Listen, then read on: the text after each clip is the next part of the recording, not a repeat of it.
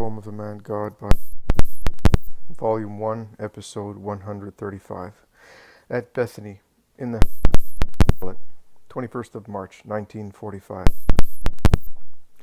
When Jesus, having climbed the last hill, reaches the tableland, he sees Bethany bright in the December sunshine, which makes the barren country less depressing.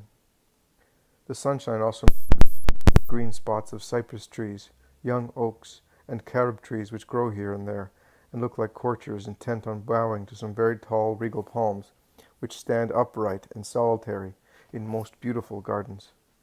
In Bethany, in fact, there is not only Lazarus' beautiful house, there are also other dwellings of rich people, perhaps citizens of Jerusalem, who prefer to live here near their property, and their large, beautiful villas with well-tended gardens stand out amongst the small houses of the peasants.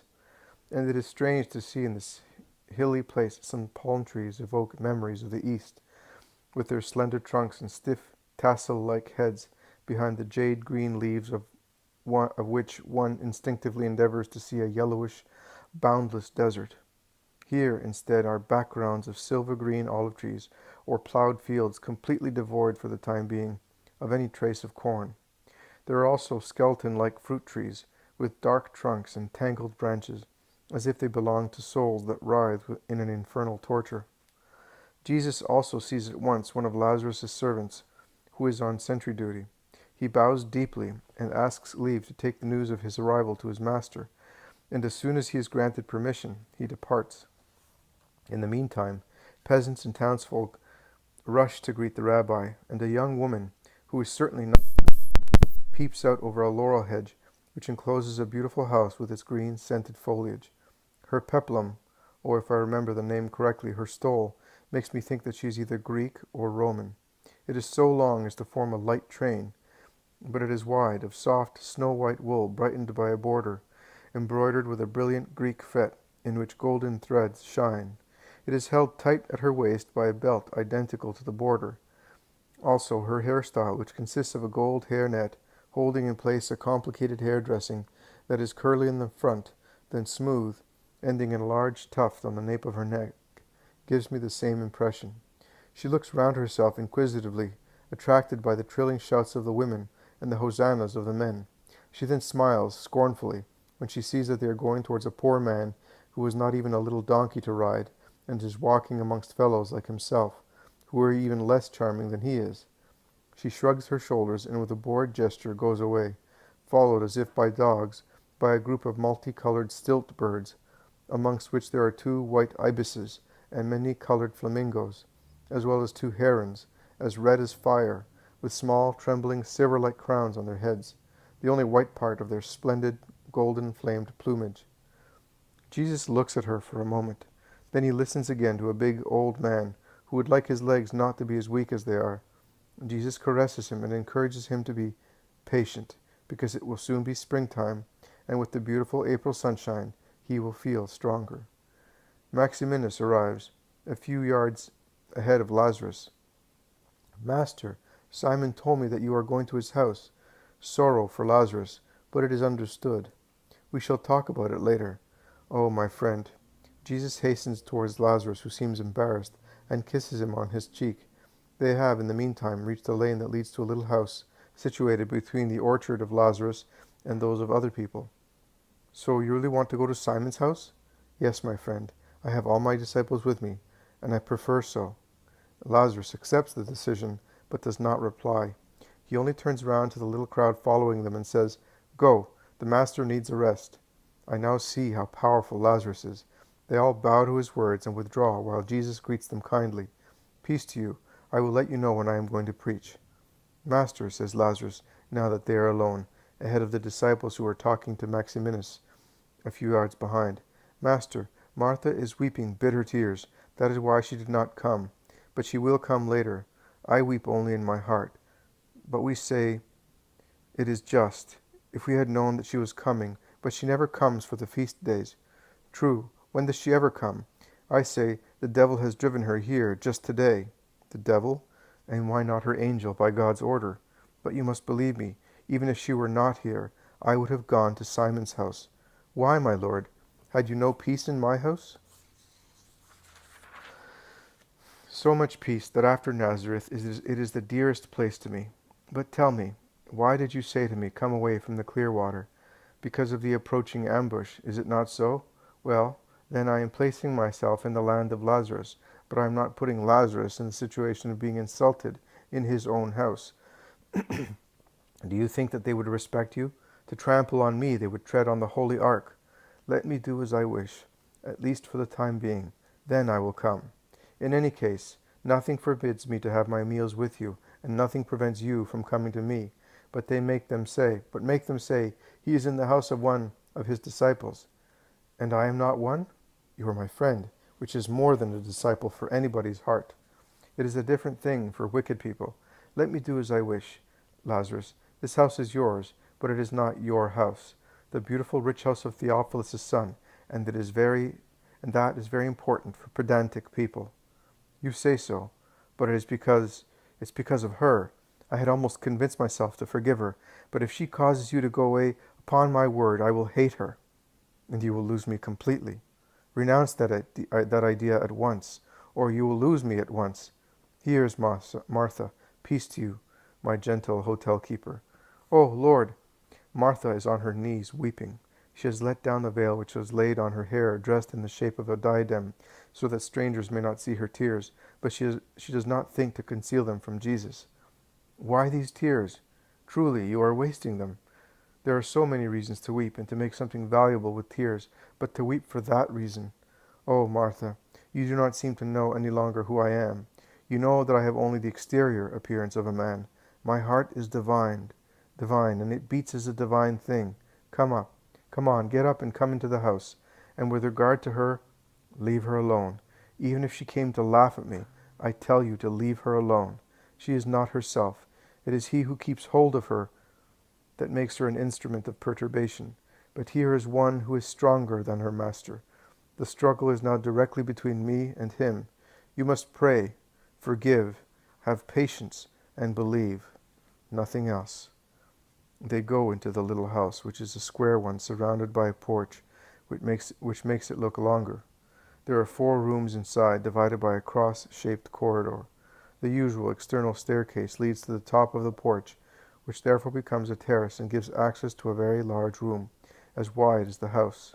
Once it was certainly used as a storeroom, but now it is clean and completely empty. Simon, who is beside his old servant, whose name I hear is Joseph, receives the guests and says, You could speak to the people here, or take your meals as you wish. We will think about that. In the meantime, go and tell the others that the people can come after their meal. I will not disappoint the good people here. Where shall I tell them to go? Here. The day is a mild one. The place is sheltered from the winds. The bare orchard will not be damaged if people come into it. I will speak to them here from the terrace. You may go. Lazarus is left alone with Jesus. Martha, who has to provide for so many people, has become the good hotel keeper again, and is working downstairs with the servants and the apostles, preparing tables and beds. Jesus lays one arm around Lazarus' shoulders and leads him out of the large room. They walk on the terrace that encircles the house in the lovely sunshine that makes the day mild, and from above Jesus watches the work of the servants and disciples, and smiles at Martha, who comes and goes and looks up at him. Although she looks grave, she is not quite so upset as erstwhile. He looks also at the beautiful view around the place, and with Lazarus mentions various places and people, and at last he suddenly asks, So Doris's death was like a stick stirred in the serpent's nest. Oh, Master, Nicodemus told me that never before was a meeting of the Sanhedrin so violent. What have I done to the Sanhedrin to upset it so much? Doris died a natural death, killed by his wrath, in the presence of a considerable crowd. I did not allow anyone to be lacking in respect to his dead body. So, you are right. But they are out of their minds with fear. And do you know what they said do you know that they said they must find you committing a sin so that they may kill you? Well, in that case, do not worry. They will have to wait until the hour of God. But Jesus, do you know of whom we are talking? Do you know of what Pharisees and scribes are capable? Do you know what Annas' soul is like? Do you know who his deputy is? Do you know what I am saying? Of course you know. So it is quite useless for me to tell you that they will invent a sin in order to be able to accuse you. They have already found it. I have already done more than what is necessary. I have spoken to Romans, to prostitutes. Yes, to prostitutes, Lazarus, one of them. Do not look at me so frightened. One of them always comes to listen to me, and she was given hospitality in a stable of your steward, upon my request, because to be near me, she was living in a pigsty. Lazarus is petrified with astonishment. He does not stir. He looks at Jesus as if he saw someone shockingly strange and amazing. Jesus rouses him, smiling. Have you seen Mammon? He asks him. No, I have seen mercy, but I understand those of the council do not, and they say it is a sin. So it is true. I thought, oh, what have you done? My duty, my right, and my desire. I endeavored to redeem a soul that had fallen. You can therefore see that your sister will not be the first mud I will approach, and over which I will bend. Neither will she be the last. I wish to sow flowers and make them grow in mud, the flowers of bounty. Oh God, my God, but, Master, you are right, it is your right, your duty and your desire, but hyenas do not understand that. They are such foul carrion that they do not smell, they cannot smell the scent of lilies. And also where they grow, the mighty carrion smells sin, and they do not realize that it comes from their own stench. I beg you, do not stop in any place for a long time. Go, wander about without giving them time to reach you. Be like a night fire, dancing on the stems of flowers, swift, elusive, disconcerting in its movements. Do that, not out of cowardice, but out of love for the world that requires you to live to be sanctified. Corruption is increasing. Oppose sanctification to it. Corruption. Have you seen the new woman citizen in Bethany? She is a Roman married to a Judean. He is also observant, but she is an idolater, and she could not live comfortably in Jerusalem because her neighbors complained of the animals she kept. She came here. Her house is full of animals which we consider unclean, and she is the most unclean of them all because she lives laughing at us and with looseness which I am not in a position to criticize but I say that whilst no one sets foot in my house because of Mary, who weighs heavily on the family with her sin, they go to the house of that woman. But she is in Pontius Pilate's good books and lives without her husband. He is in Jerusalem. She is here. And so they pretend, he and they, that they do not become profaned by coming here, and that they do not realize that they are profaned. Hypocrisy. They live up to their necks in hypocrisy, and before long they will be drowned in it. Sabbath is the banquet day, and they are members of the council. One of Annas' sons is the most devoted visitor. I have seen her. Yes, leave her alone, and leave them alone. When a doctor prepares a medicine, he mixes the ingredients, and the water seems to become tainted, because he beats them, and the water becomes cloudy. Then the dead parts are deposited, and the water becomes clear again, although it is saturated with the juices of the healthy ingredients. That is what is happening now. Everything is mixed, and I work with everybody. Then the dead parts will be deposited and thrown away, and the living ones will remain active in the great sea of the people of Jesus Christ. Let us go downstairs. They are calling us. And the vision resumes when Jesus goes back up on the terrace to speak to the people of Bethany and nearby villages who have gathered to hear him. Peace to you. Even if I were silent, the wind would carry you the words of my love and of the hatred of other people. I know that you are excited because you are aware of the reason why I am here amongst you. But let it be only an excitement of joy, and bless with me the Lord, who makes use of evil to give joy to his children, by leading, under the spur of wickedness, his lamb amongst the lambs, to save him from the wolves. See how good the Lord is? As water flows into the sea, so a river and a stream flowed into the place where I was, a river of loving kindness, a stream of burning bitterness. The former was the love of you all, from Lazarus and Martha to the last inhabitant in the village. The latter was the unfair hatred of those who, not being able to reach the good which calls them, accuse the good of being evil. And the river said, come back to us. May our waves surround, isolate, and defend you. May they give you what the world denies you. The wicked stream hissed threats and wanted to kill with its poison. But what is a stream when it is compared with a river? And what when compared with the sea? Nothing. And the poison of the stream was reduced to nothing, because the river of your love overwhelmed it, and only the kindness of your love flowed into the sea of my love, Nay, it did a good turn. It brought me back to you. Let us bless the Most High Lord for it. Jesus' powerful voice rings out through the calm, silent air. Jesus, bright in the sunshine, waves and smiles from the terrace.